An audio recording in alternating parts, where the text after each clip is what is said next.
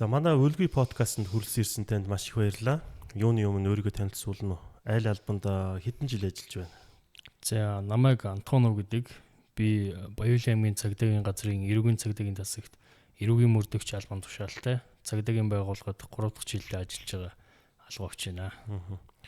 За өнөөдрийн бидний ярилцах сэдв маань одоо цахим орчинд үйлдвэж байгаа цахим гэмт хэрэгээс одоо орчин сэргийлэх, за түүндээ тэмцэх чиглэлээр байх болно.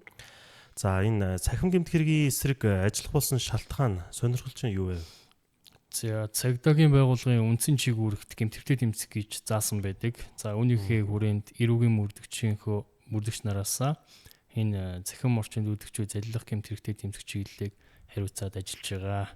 Тэгээд мэдээж энэ төрлийн гэмтрийг хариуцаж мөрдөн шалгаж эхэлснээс хойш илрүүлэх арга барилд одоо суралцаж сонирхолж эхэлсэн гэж хэлж болно.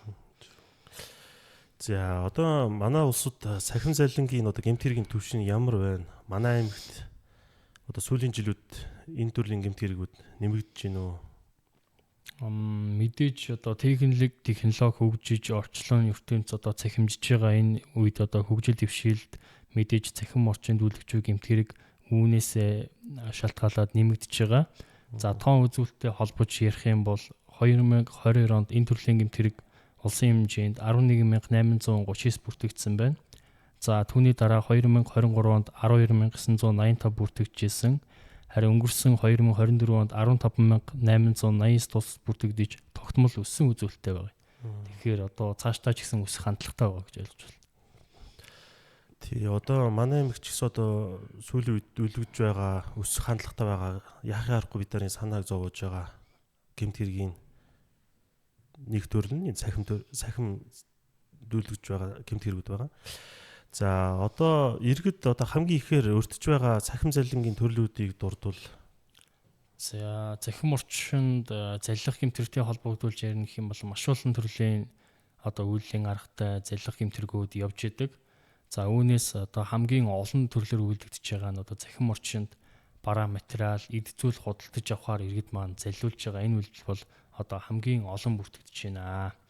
За түүний дараагаар одоо Telegram платформ ашиглан үйлдэгдэж гэмт хэрэг одоо нэлийн хүч төр нь орж ирж байна. Энэ төрлийн гэмт хэрэгээс одоо гэмт хэрэг нь даалгавар биелүүлэх, олонний танил хүмүүсийн пэйж хуудас ч гэдэм үү цахим хаягийг сурталчлах, фоллоу, лайк дарах зэрэг юм амар хэлбэр даалгавар өгч, за сүүлийн даалгаврууд нь мөнгө шилжүүлэх, байршуулах даалгавар болж хуурж иргэдийг залилдаг онцлогтой хэрэг байгаа. За тэгэхээр одоо цахим залил нь одоо ямар аргаар, ямар сүгээр явагддаг болсон би одоо жишээ нь сошиал медиа, имэйл, мессеж гэх мэт нь одоо олон төрөл байгаа бах те саяны таны дурдсанаар энэ талаар жоохон дэлгүрэнгүй яриад өгөх үү. За тэгээ мэдээж хүн болгоны ч гэдэм үү иргэд болгоны нөгөө мэдээлэл хүлээн авч байгаа сувгууд янз бүр байгаа. За хамгийн олон мэдээлэл хүлээн авч байгаа сувг бол мэдээж энэ интернет цахим орчин сошиал медиа сувгууд байгаа. Монгол улсын нийт хүн амын 86% орчим хувь нь интернет орчинд одоо мэдээллийг хүлээж авдаг гэдэг тоо судалгаа байт юм бэлээ. За энэ нь одоо телевиз, радио, сонин сэтгүүл зэрэг одоо бусад их сурвалжуудыг бол хамаагүй өндөр хувьтай яригдчихэж байгаа юм. За тэр дундаа одоо сошиал медиагийн хамгийн түгээмэл хэрэглээ бол Facebook байгаа. Монгол улсын иргэдийн 2.7 сая орчим нь Facebook хэрэглэгч байна гэсэн судалгаа байгаа. Энэ нь одоо нийт хүн амын 72% гэж үзэж байгаа юм. За цаашлаад ярил Instagram-ыг 27%, Facebook Messenger-ыг 83%, LinkedIn-ыг 8.50% ч гэдэм үү зэргээр одоо эзэлж байгаа юм. Тэгэхээр хамгийн их мэдээлэл авж байгаа платформ бол мэдээж Facebook гэж нэрлэж болно. Зүг. Ер нь энэ албанд ажиллаж байхдаа тийм ээ одоо цахим залилангийн хэрэг дээр ажиллахад ямар хүндрэл бэрхшээлүүд тулгарч байгаа юм. За мэдээж маш олон төрлийн хүндрэл бэрхшээлүүд бол байгаа. За үүнийг одоо дурдах юм бол платформуудын үндсэн серверүүд нь гадаад улсад байгаатай холбогдуулаад зарим төрлийн мэдээллийг гаргаж явах. За гэмтэр этгээдүүд нь нарийн зохион байгуулалтанд орж одоо гэмтэргийн улмаас олсон орлогоо олон улсын биеэр дамжуулан энэ блокчейн крипто валютын хэлбэрт хувиргаж байгаа явдал бол өөрөө мөрдөн шалах ажиллагаанд хүндрэл учруулж одоо илүү их цаг хугацааг шаардах нэг үндсэн шалтгаан болж ийн гэж та одоо ойлгож байна. Тэгэхээр тухайн хэргийг одоо илрүүлэхэд магадгүй гадаадын бусад одоо байгууллагатай хамтран ажиллах тийм шаардлага бас тулгардаг баг. За ийм төрлийн хэргийг илрүүлэхэд одоо хэр хугацаа шаардлагатай байдаг вэ ер нь?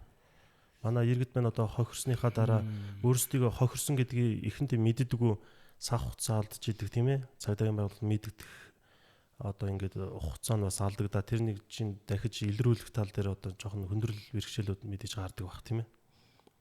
Мэдээж хэргийн онцлог гэж байна. За өнгө одоо үйлдэлийн арга ч гэдэг юм уу үйлдэгдсэн нөхцөл байдал зэргээс шалтгаалаад хэрэг болгоно өөр хугацаа яригдана. Зарим хэрэгүүд бол одоо богино хугацаанд илэрч идэг бол зарим хэрэгүүд илэрхгүй олон сар жилийн хугацааг шаардаж мөрдөн шалгах ажиллагаанууд хийгцээр байдаг гэж одоо ойлгож байна. Ерөөсөө хэргийнхаа онцлогоос хамаардаг юм байна тийм ээ. За тэгвэл таны ажиллаж байсан хамгийн одоо сонирхолтой эсвэл онцлог тийм цахим залингийн хэргийг жишээ болгож дурдж болох уу? Манай бас үзэгч нарт бас энэ кейсээр тайлбарлал бас илүү ойлгомжтой болох байх гэж бодож байна. Ер нь бол энэ мөрдөн шалгах ажиллагааны явцад одоо цуглуулсан мэдээлэл бүгд албаны нууц мөрдөн шалгах ажиллагааны нууцад хамаарах учраас бодит хэргийн жишээг бол дурдж болохгүй байх. Гэхдээ одоо яг одоогийн хугацаанд анхаарал татаж цахим орчинд үйлдэгдэж буй хэрэг гэвэл Kiki Park гэх олон улсын гэмт бүлэглэлийг Монгол улс руу чиглэн үйлдэж байгаа энэ цахим орчинд үйлдэж байгаа халдлагыг бол дурдхан зүйтэй баха. Энэ төрлийн гэмтэргийн талаар бол одоо тухайн бүлэглэлийн талаар хэвлэл мэдээллийн хэрэгслүүдээр одоо нэлийн хэд хэдэн мэдээллүүд явсан баг. Зарим иргэд бол бас эндээс мэдээлэл авсан баг. Цагдаагийн ерөнхий газар кибер гэмтэртэй тэмцэх газраас мөн мэдээллүүдийг бол хийсэн тохиолдлууд байгаа. За уг гэмт бүлэглэл нь 20,000 орчим ажилтнтай. Хар тамхи, хүний 8 цахим залилан зэргээр үйл ажиллагаа явуулж байгаа. Ер нь бол Telegram платформ ашиглан иргэдээс даалгавар биелүүлэх, хөгжүүлэлт хийх зэрэг амар хэлбэр даалгавар өгч гүйцэтгүүлэх. За эхний ээлжинд иргэдтэй даалгаврын амжилттай биелүүлсэн гэж урамшуулал өгж идэг. За дараагийн удаа мөнгө байршуулах даалгавар өгч иргэдийн одоо мөнгийг авч итгэл төрүүлснийхаа дараагаар гэсэн үг шүү дээ тийм ээ. Мөнгийг нь авч залилдаг үйлдлийн аргатай. Онцлог нь хохирол айгүй өндөр ийм төрлийн гэмтэрэг байгаа. За онцолж ярих юм бол уг гэмтэргийн улмаас 4 сарын хугацаанд 619 иргэнд 10.3 тэрбум төгрөгийн хохирол учирсан байна. За хохирогчдыг онцлогийг авч үзэх юм бол 67% нь эмэгтэй байна. За ихэвчлэн 25-аас 34 насны дээд боловсролтой иргэд өртсөн гэдэг албаны мэдээлэл энэ дэр авагдсан. Тэгэхээр энэ боловсролтой хүн залилуулахгүй гэсэн ойлголтыг бол эвдэж бас чадсан.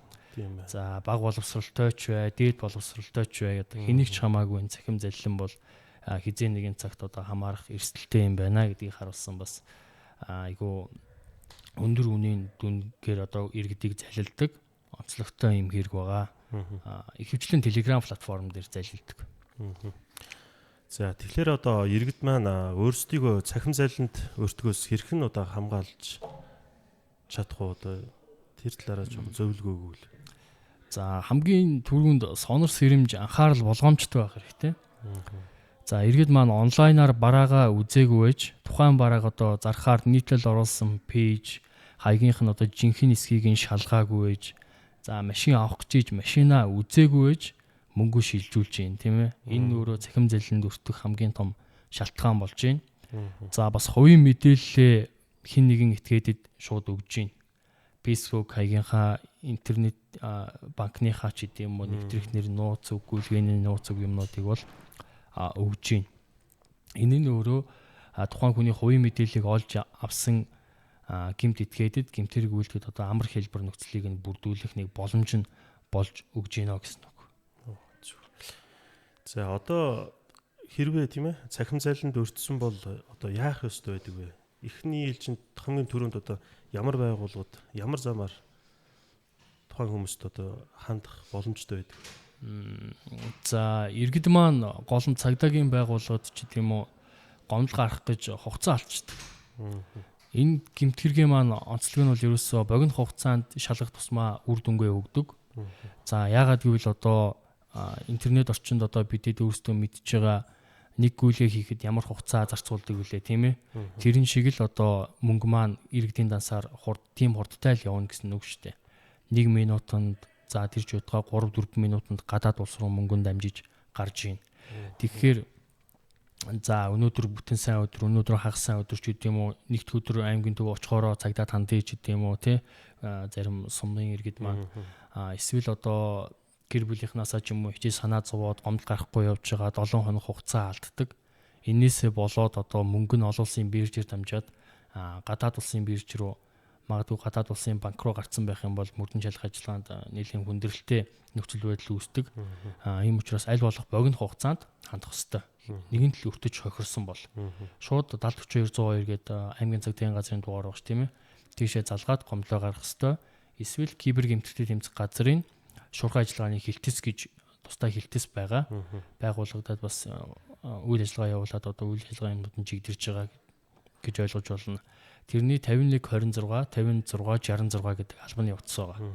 Тийшээ залгаад одоо залилуулчлаа гэдэг мэдээлэлээ богино хугацаанд хэлэх юм бол мөнгө шилжүүлсэн тэр дансыг нь өөрөөр заллилаа гэж үзэж байгаа дансанд нь байгаа тухайн хүний шилжүүлсэн мөнгийг тэр тухайн дансанд нь барих, зарцаах боломж нь одоо бүрдэж ийн гэсэн үг. Тэгэхээр тэр мөнгийг цаашаа гадагшаа өөр данс руу дамжих ч гэдэг юм уу, гадаад улс руу блокчейн, криптовалютын хэлбэрт орж шилжиж гарахаас өрчин сэргийлж байгаа нэг арга. За тэгвэл манай иргэд маань энэ чиглэлээр бас өөрсдийгөө яг цахим цалингийн хохирогч боллоо гэх одоо ингээд сэжиг төрөнгүүд шууд цагдаагийн байгууллагын одоо саяны шуурхай утсанд холбогдох бүрэн боломжтой юм байна. Ингэснээрээ та тухайн мөнгөө бас тийм ээ гадаад улс орн руу алдахаас урьдчилан сэргийлэх боломжтой. Гэхдээ тэр маань асар их богино хугацаанд явагддаг процесс юм байна гэж ойлголоо тийм ээ. За тэгэхээр одоо хэрвээ цахим цалинд одоо өртсөн бол энийг би асуусан байгаа тийм.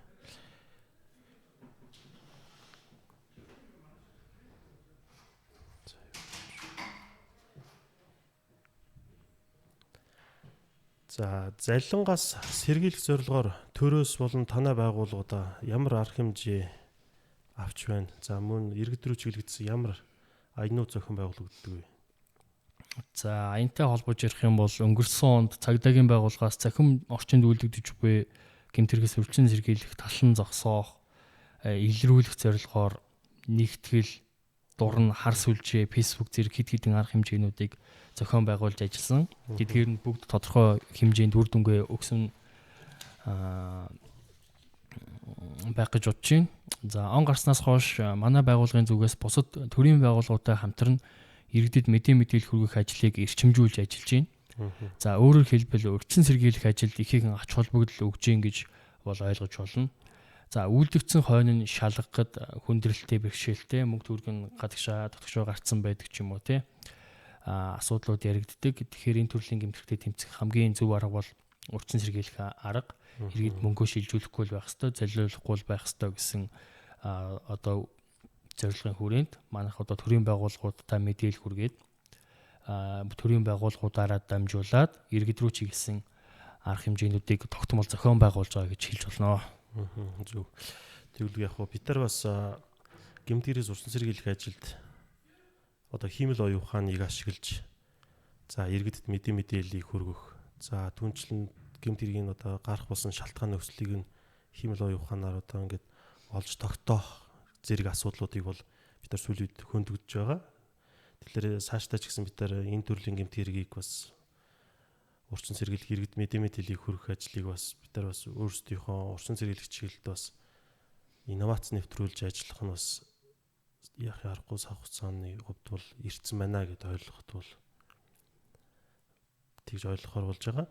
За тэгээд ер нь бол цахим гэмтгэрнүүдийн одоо ашиглаж байгаа технологи хэр хурдтай өөрчлөгдөж байна. Бид нарын урьдчилан сэргийлэх ажил маань тэрнийг гүйцэж чадж гинөө гэмтгэрд тэмцэх одоо арга техник маань энэ цаад нөгөө гэмтгэр үйлж байгаа нөхдүүдтэй бид нар одоо хурдыг гүйцэх боломж байгаа юу ер нь бол.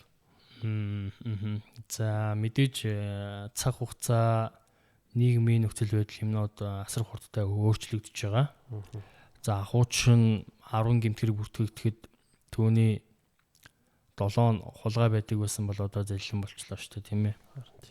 За тэгэхээр цаг үе хөгжил дэвшлээс уялдан маш уртаа хөгжиж байгаа энэ цаг үед гэмтэтгээдүүдийн хиймэл оюун, deepfake зэрэг одоо шинээр бий болж буй технологиудыг үйл ажиллагаанд ашиглаад эхэлсэн байна. За энэ нь мөрдөн шалах байгууллагын алба хаагч нарыг бас энэ төрлийн мэдлэгтэй байхыг шаардсан нэг хэлбэр болж ин гэж бас ойлгож байна. За ирээдүйдийн хиймэл оюун, хортой програм, кибер халдлага зэрэг зүйл мөн адил хөгжиж биднийг одоо технологийн тусламжтайгаар бүрэн хянах боломжтой нөхцөл байдалд хүрнэ гэж л одоо миний хувьд төсөөлж байна. За үүнийгээ дагаад хамгаалтын сайн програмууд бас хөгжих байх. Маш олон хүний ажлын байрыг одоо хиймэл оюун орлох байх гэж бас бодож байна тийм. Үүнийгээ дагаад ажилгүйд нэмэгдэн нийгмийн одоо бүхий л салбарт хиймэл оюун, програмчлал, цахимжилт гэдэг зүйл бий болж томоохон байр суурийг эзлэх болсон. Энэ одоо цаг хугацааны л асуудал байх. Бид одоо үүнээс айгаад эмээгээд суух уул ёсгүй байх. Дагаад одоо цуг хөгжиж, дэвшиж энэ зүйлд суралцаж ил явахгүй бол бидний амьдралд одоо орж ирэх цаг хугацааны л асуудал болсон. Орж ирсэн ч зөндөө байх тийм ээ. За манай одоо хууль эрх зүйн орчин эдгээр гэмтгэрэгт тэмцэхт одоо хэр хангалттай байна гэж үзэж байна. За нэг үе бол манайд кибер аюулгүй байдлын тухай хууль 2021 онд батлагдж эрх зүйн орчны хувьд харьцангуй дээрцэн гэж бодож байна. За гэхдээ одоо ч гэсэн нэмэлт өөрчлөлтүүдийг тухай бүр оруулж гэмт этгээдүүд ч гэсэн тодорхой зохицуултуудыг эрүүгийн хуульд болон кибер аюулгүй байдлын тухай хуульд нэмэлт өөрчлөлт болгоно оруулах нь зүйтэй байх гэж одоо хувь хүнийхээ зүгээс үзэж байна. За учир нь энэ төрлийн гэмтэргийн олон хохирогчтой нийгэмд олон сөрөг үр дагавартай иргэд өөрсдийн хөрөнгө мөнгнөөс гадна сэтгэл зүгээрээ давхар хохирж идэг онцлогтой хэрэг шүү дээ тийм ээ. Тэгэхээр үүнийг маш наривчсан зохицуулсан хууль эрх зүйн орчин цаашдаа улам боловсронгуй нарийн бий болох ёстой гэж үзэж байна. Зөв. За ерөнхийдөө бидний өнөөдрийн ярилцах сэдв маань үгээр өндөрлөж байна. За үлгий подкаст гэмтгэр зөрчил сурсан сэргийлэх зорилготой иргэдэд хүрдэг энэ хүү подкастын маань урилгыг хүлээн авч өнөөдөр бас иргэдэд ингээд цахим гэмт хэрэгтэй тэмцэх түүнээс урсан сэргийлэх чиглэлээр үнэтэй зөвлөгөө мэдээлэл өгсөн. Тэнд маш их баярлалаа.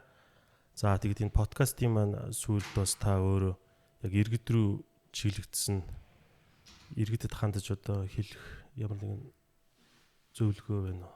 Эцэст дүгнэж хэлэхэд. Мэдээж өмнө нь үйлдвэжсэн гэмтэргүүдээс цахим орчинд үйлдвэж байгаа энэ гэмтэрэг бол яалтчгүй хаяан тулаад ирсэн энэ аюулын харанг дэлдэж байгаа. Монгол ардын нөгөө зүүр цэцэн үгэнд хүртэл байдаг. Үнэгүй зүйл зөвхөн хавханд л бий гэж тийм ээ. Тэгэхээр альва зүйл авах гэж байгаа бол битээр очиж үзэж авах хэрэгтэй. Яг албан ёсны дэлгүүр нь мөн байна уу гэдгийг шалгах ёстой ч гэдэм юм уу. Дор хаяж тэр зарж байгаа барааны доор байгаа комментуудыг унших ёстой ч гэдэм юм уу тий. Иймэрхүү жижиг сажиг зүйлийг одоо үзээгүйгээс болоод иргэд залилуулж байгаа учраас одоо анхаарал болгоомжтой байх. За манай улсын иргэдийн нэг онцлог нь бол одоо гинэн итгэмтгий одоо найрсаг зантай байна. За энэ нь бол бас нөгөө нүүдэлчдийн амьдралтай холбоотой байхыг бол үгүйсгэхгүй. Тэгэхээр одоо альва юмыг сайн шалгаж, нягтлж одоо наад захын найз нөхдөөс ч юм уу хамаатан садан хүнээс мөнгө гуйсан чад ирэх юм бол уцаар залгаж баталгаажуулдаг ч юм уу тий. Альва хэлбэрээр анхаарал болгоомж гэдэг зүйлийг одоо нэмэгдүүлэх нь одоо нэмэгдүүлэх шаардлага одоо нийгэмд бий болсон шүү гэдгийг одоо дахин сануулж хэлмээр байна. За баярлалаа.